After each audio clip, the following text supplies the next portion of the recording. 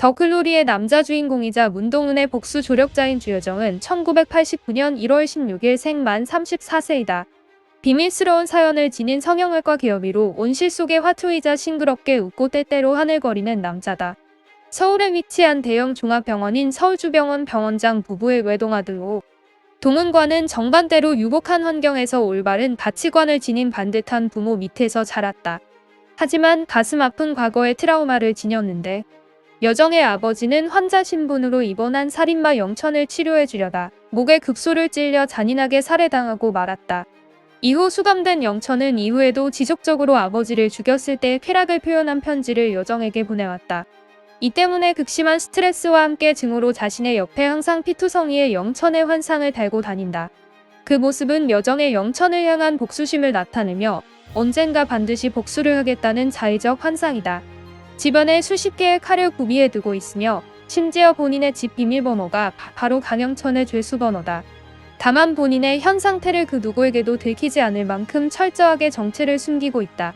감정에 잠식당하지 않기 위해 오랫동안 정신과 상담을 받았지만 전혀 효과를 보지 못하고 있다. 문동은에게 왕자님이 아닌 칼춤추는 망나니가 되기로 결심하는 인물이다.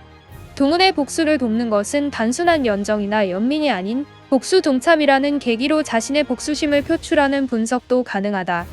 이는 복수의 대상인 살인마 영천이 감옥에 수감되어 있기 점차 복수심에 잠식되어 가는 여정에게 탈출구가 될 수 있다. 발포 비타민이 물에 녹는 소리에 기분이 편안해지는 것으로 보이는데 이는 여정이 강영천을 칼로 죽이는 상상을 할 때 그에게서 뿜어져 나오는 피가 솟구치는 소리와 비슷해.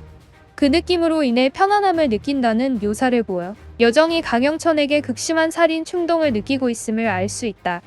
집안 서랍에 수많은 종류의 칼들이 정리되어 있고 심리가 불안정할 때 그중 하나를 들고 강영천을 죽이는 시뮬레이션을 한다. TV에서 살인마 영천의 소식이 전해지면 과거 부친이 살해당한 환영을 보고 심각한 불안 증세를 보인다. 피투성이 상태로 응급실에 실려오기도 여러 번 영천의 환영으로 불량배들과 시비가 붙어 싸우다 오는 것으로 보인다. 여정은 그동안 아버지를 죽인 살인마에 대한 복수심을 억누르며 살아왔지만 동은의 복수의 조력자로 나서면서 그 복수심의 감정을 점차 드러낼 것으로 보인다. 그리고 교도소에 있는 영천과 어떤 식으로든 마주할 것이다. 이는 형집행정지와 같은 방식으로 외부 병원에서 만나는 것일 가능성이 높다.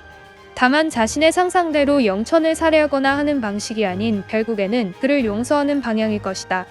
여정의 캐릭터로를 살펴보면 동은의 복수 조력자가 되면서 결국 자신의 복수를 희석시키는 작용과 함께 그것에 잠식되어 살던 과거를 놓고 새로운 국면을 보여줄 가능성이 높기 때문이다.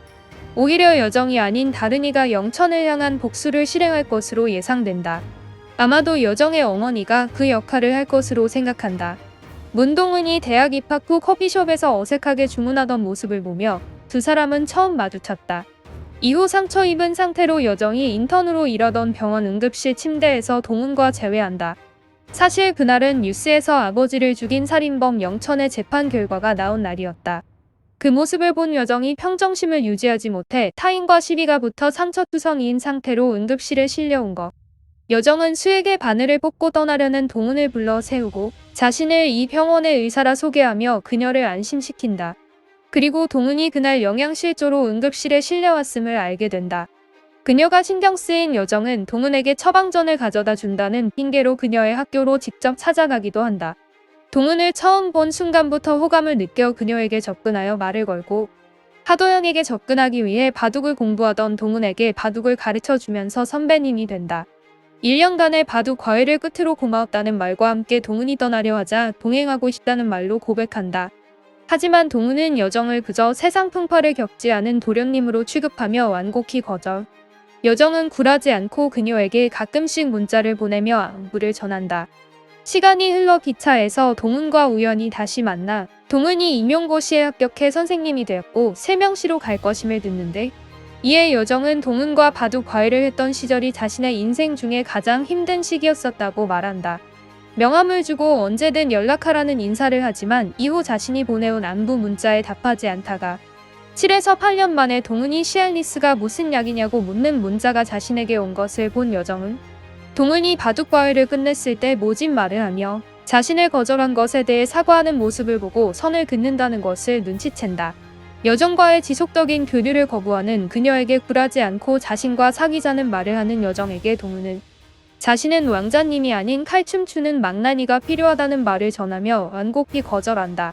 그 후에 자신을 찾아온 동훈이 복수를 계획한다는 것을 들었을 때 그녀를 걱정하며 복수하는 것을 말리기도 하였지만 온 몸에 새겨진 동훈의 심한 상처를 보고 누군가를 증오하며 살아온 자신과 동훈이 비슷한 상태임을 깨닫고 진심으로 분노하며 그녀의 복수를 도울 것을 약속한다.